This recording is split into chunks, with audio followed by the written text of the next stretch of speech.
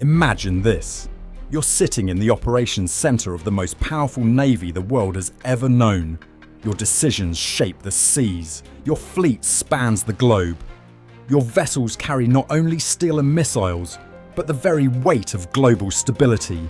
You oversee hundreds of warships, submarines lurking beneath the surface, aircraft carriers brimming with firepower, and satellites watching every corner of the Earth. You are the guardian of ocean supremacy. But there's a problem, a quiet one, subtle, overlooked. The enemy no longer approaches from deep waters. They hide in the shallows, in narrow straits, busy shipping lanes, urban coastlines packed with civilians and unknown threats. This is the littoral zone, and it's becoming the battlefield of the 21st century. And so, the Navy demands a new kind of warship, faster, lighter, modular, more flexible than anything that came before. A vessel that can transform overnight. One that doesn't need to return to a shipyard to switch its role. One that operates like a smartphone. New mission, just load a new module. It was the birth of a bold idea, a game changer. They called it the Littoral Combat Ship, LCS. And 20 years later, they would quietly call it something else. A $1.3 trillion mistake. The year was 2001. America was at the height of its military dominance. The Cold War had ended a decade ago, and while massive naval battles between superpowers seemed unlikely, the world was becoming anything but peaceful. Terrorism was rising, rogue states were testing the limits, pirates operated in choke points like the Gulf of Aden and the Strait of Malacca. The next wars wouldn't be fought in the open seas, but close to shore. And so, the US Navy launched one of the most ambitious naval programs in history. The Littoral Combat Ship would be a fast, agile platform capable of operating in waters where traditional destroyers and cruisers were too large or too vulnerable. But more importantly, it was meant to be modular, a ship that could swap out its mission systems like Lego bricks. Need to hunt submarines? There's a module for that. Mines in the water? Swap it again. Special forces insertion? Done. This concept sparked excitement and urgency. Congress approved funding almost immediately. Defense contractors lined up with dazzling prototypes. And the Navy, hungry for a next-generation solution, fast-tracked development before anyone had fully tested the core idea. Rather than pick one design, the Navy chose two. The Freedom class, developed by Lockheed Martin, featured a more conventional single-hull design built for speed and maneuverability. The Independence class, from General Dynamics and Austal, was something else entirely, a futuristic trimaran made mostly of aluminum, looking more like a Star Wars cruiser than a Navy ship. Both designs had strengths, both had promise, but there was a fatal decision made early on. Production started before the designs were finished. Ships were being built before the Navy had validated whether the mission modules would actually work. They were investing hundreds of millions of dollars, based on theory and PowerPoint presentations. There were warnings, but they were ignored. The desire for innovation had overtaken discipline, and once construction began, it became politically impossible to turn back. Let's take a moment to understand what made LCS sound so revolutionary. The entire concept hinged on modularity. The idea was that a single hull could become anything the Navy needed, simply by loading a new mission package.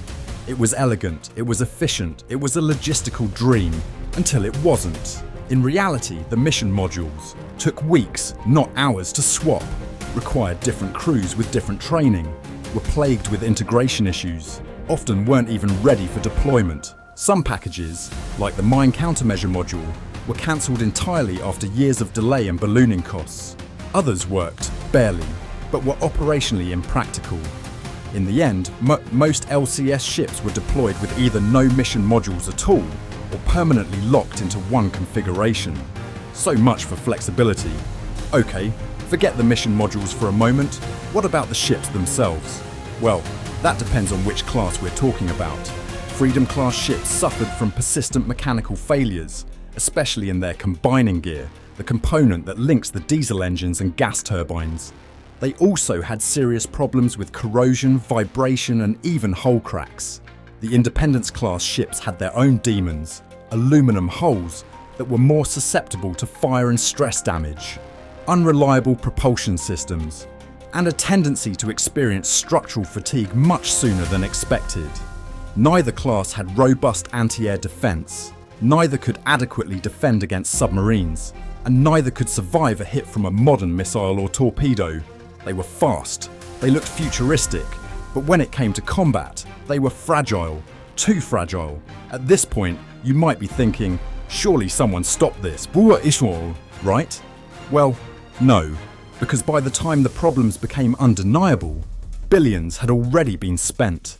Dozens of ships were under construction, thousands of jobs across 43 states were tied to the program, defense contractors were lobbying Congress hard, and no politician wants to be the one who kills jobs in their district. Cancelling the program, even after the failures were clear, became a political non-starter. So, the Navy doubled down.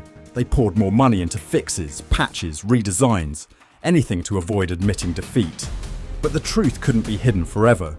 Each LCS cost between £500 and $700 million to build, more than originally promised, less than a destroyer, but still a massive investment.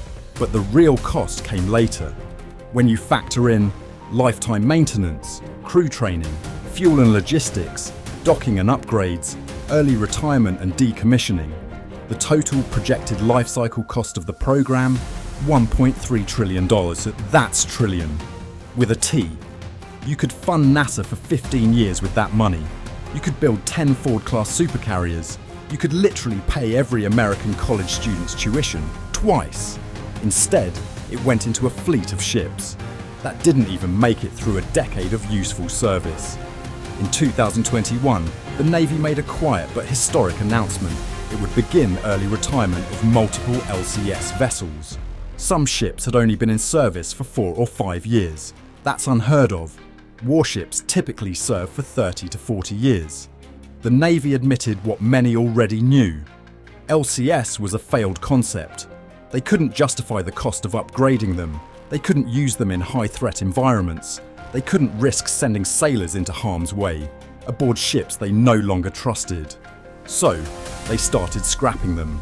After the LCS disaster, the Navy shifted its approach. They began work on the Constellation-class frigates. These are more traditional warships, heavier, slower, but far more capable. No fancy modular gimmicks, just strong weapons, layered defences and proven systems. A return to realism, to survivability, to practicality. It's a lesson learned the hard way. The Littoral Combat Ship program didn't fail because of one bad idea. It failed because of many bad decisions, compounded by systemic issues. Ambition without accountability, technology sold before it was tested, political pressure overriding operational reality, a procurement system driven more by contracts than combat needs. The LCS wasn't just a flawed ship, it was a flawed mindset, wrapped in steel, and it left a scar on the US Navy's credibility, one that may take years to heal. In the end, the Littoral Combat Ship was supposed to define the future.